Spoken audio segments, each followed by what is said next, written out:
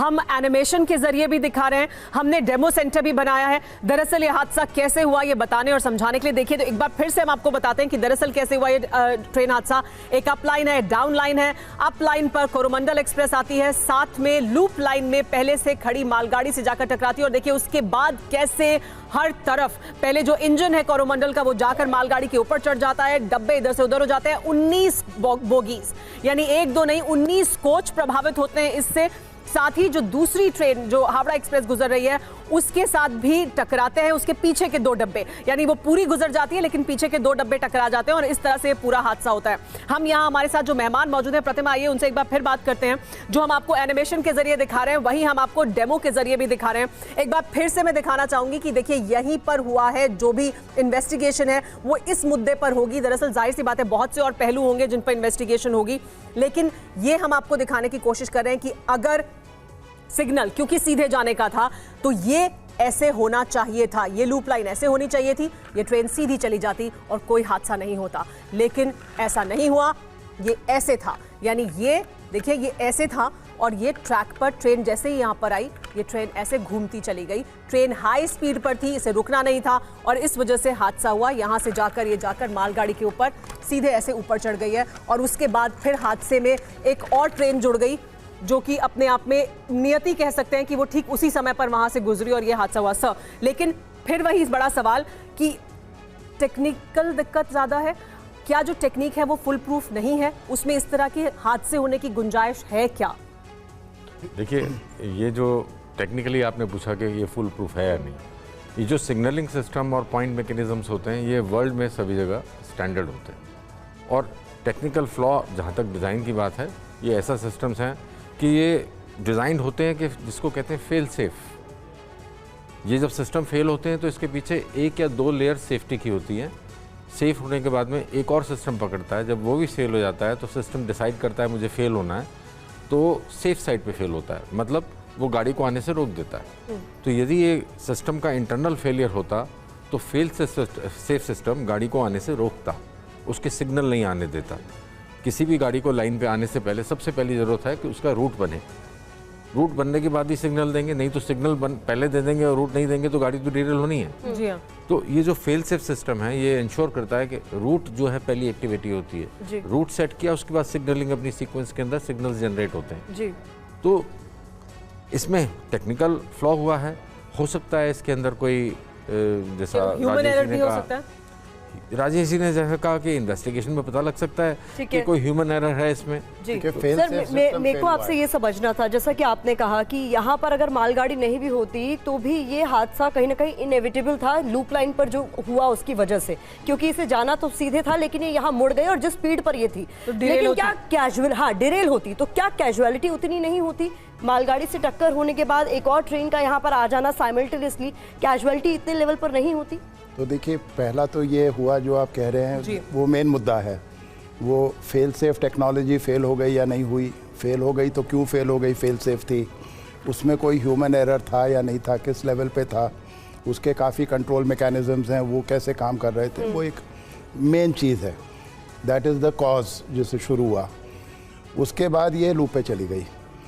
अभी अगर लूप पे गाड़ी नहीं भी होती तो हादसा तो होना ही था, गाड़ी डिरेल होती, गाड़ी डिरेल होती, क्योंकि 50 से ज़्यादा की कंडीशन में ज़्यादातर गाड़ियाँ मतलब 50 से ज़्यादा डिरेल होनी है, नॉर्मली 30 से ज़्यादा पास नहीं होनी चाहिए और ये तो 120 पे थी। सर एक आप जो कह रहे हैं उसके साथ अगर मैं एक और सवाल जोड़ दूं कि क्या, क्योंकि 1 से 2 मिनट का अंतर है, क्या इस ट्रेन को रोका जा सकता है? अभी मैं उस पर आऊँगा, वो भी बहुत ज़रूरी है। अब ये गाड़ी उधर चली गई जी, यहाँ अब ये गाड़ी अगर उधर चली भी गई तो जब ये गाड़ी वहाँ गई तो उसमें उसको एवर्ट किया जा सकता है या नहीं? अब वहाँ पे हमारे पास जो सिस्टम है रेलवे में, जब ये गाड़ी वहाँ पे एडमिट होती है तो अभी भी हमारे पास भारतीय रेल में गार्ड्स होते हैं और गार्ड की ये ड्यूटी होती है देखना कि मेरे जो पीछे का जो पॉइंट है जो आप दिखा रही है ना कि पॉइंट ऐसे था, उसकी ड्यूटी है देखना कि वो पॉइंट ऐसा है या मेरी तरफ है और वो उसको कंफर्म करना है कि वो है या नहीं है। यदि वो नहीं है और उसके कोई ख़तरा है, दूसरी गाड़ी उसके ऊपर आ सकती है, तो उसके पास वॉकी टॉकी है, वो ड्राइवर से स्टेशन मास्टर से बात करके बता सकता है कि भाई यहाँ कुछ गड़बड़ है। स्टेशन मास्टर कंट्रोल को बता सकता है, and then they can prevent the accident. तो यहाँ पे ये भी देखना ज़रूरी होगा सर। लेकिन क्या उतना समय था? क्योंकि 1 से 2 ये मिनट तो स्टेबल हो गई थी ना आके जी। ये जब स्टेबल हो गई थी, ये गाड़ी तो उसके 20-25 मिनट बाद आई होगी। हाँ, ये पहले से थी वहाँ पे। ये तो वहीं थी जी। तो उसको तो क्योंकि डे लाइट थी, करीब 6-6:30 तो बजे आपको का लगता है कि उसके गार्ड को ये देखना चाहिए था? ये उसकी ड्यूटी है। हाँ, ओके। ये उसकी ड्यूटी लिस्ट में है कि उसको देखना है। यानी मालगाड़ी के गार्ड को ये देखना चाहिए था कि ये सिग्नल ऐसे होने के बावजूद लूप ऐसे है। लूप ऐसे है, और ये हम लोगों की सेफ्टी में भी समझाया जाता है कि इसको बार बार काउंसिल करो, गार्ड्स को मॉनिटर करो, ऐसी कंडीशंस बनाओ और देखो कि वो अलर्ट है या नहीं है। यहाँ पर एरर सर कई स्टेज को हल हुआ है। सर इसको हम और ग्राफिक्स के जरिए और समझाते हैं सर। कीजिएगा, मैं चाहूंगी आप लोग इधर आए सर, क्योंकि यहाँ पर वो तस्वीरें हैं जो बहुत महत्वपूर्ण है और सुबह से हम दिखा भी रहे हैं, क्योंकि ये हादसे की जगह से आ रही तस्वीरें हैं। आप, मैं चाहूंगी आप दोनों मेहमान उस तरफ हो, और सर जरा इन तस्वीरों को भी देखिए और समझाइए कि आप यहाँ पर देखकर क्या समझ पा रहे हैं, ये कितना बड़ा और भीषण हादसा है, और किस तरीके से आप जो अपनी पूरी बात समझा रहे हैं वो यहाँ पर आप देख पा रहे हैं। देखिए, इस हादसे का जो एक तो उसका कोर वजह थी कि उसकी लाइन गलत सेट होकर गाड़ी आ गई। उसके बाद जो एक्सटेंड दो डैमेज, ये सुनने में जो फिगर हैं इतनी बड़ी, इतने लोगों की जान इसमें चली गई। ये समझना है कि 130 किलोमीटर पे चलती हुई जो ट्रेन है, 23 डब्बे की, एक इंजन लेके, इसमें करीब 1000 मेगाजूल एनर्जी होती है। सर ये देखिए, ये लूप लाइन को भी हम दिखा रहे हैं। देखिए, आपने देखा, इसको मार्क करके समझा सके आपने देखा कि ये डब्बे किस तरह से तितर बितर हो गए। ये और सर ये जो मार्क कर रहा है ना सर, ये लूप लाइन है, यहाँ पर मालगाड़ी थी, यानी यहाँ पर पहुंची और यहाँ पर टकराई। यहाँ पर जो टकरा के ये ऊपर जो चढ़ गया, ये ऊपर चढ़ना तो, क्योंकि सिस्टम जितने हमने एनर्जी एब्जॉर्प्शन के बनाए हुए हैं ट्रेन में, वो मिला के सारे सिस्टम 50 मेगाजूल तक एनर्जी। सर हमारे रिपोर्टर ने तस्वीरें वहां से भेजी, और जो ब्रेक्स हैं उसके, वो ऐसे टूट कर ऐसे पड़े हुए, बिखरे हुए, कि लग रहा है कि किसी ने खिलौने की तरह तोड़ दिए, जबकि वो बहुत मजबूत होने चाहिए और आई एम श्योर होंगे भी, लेकिन वो तस्वीरों में ऐसे दिखाई दे रहे हैं कि खिलौने की तरह टूटे पड़े। तो ये भिड़ गई गाड़ी जी। अब हमें ये देखना चाहिए था कि ये भिड़ना अवॉइड किया जा सकता था या नहीं। जी, जिसकी बात आप कर रहे थे। ये अवॉइड इस तरह किया जा सकता था, हो सकता है गार्ड नोटिस कर ले, हो सकता है कि वहाँ पे कोई गैंगमैन या कोई लाइनमैन काम कर रहा हो, वो नोटिस कर ले, या फिर इससे पहले जो गाड़ी आई थी वो इस तरह से चली या नहीं। अनफॉर्चुनेटली ये सब कुछ हुआ नहीं हुआ, क्या टेक्निकल फेलियर है वो जांच बताएगी, बट ये दूसरा हादसा हो गया जी।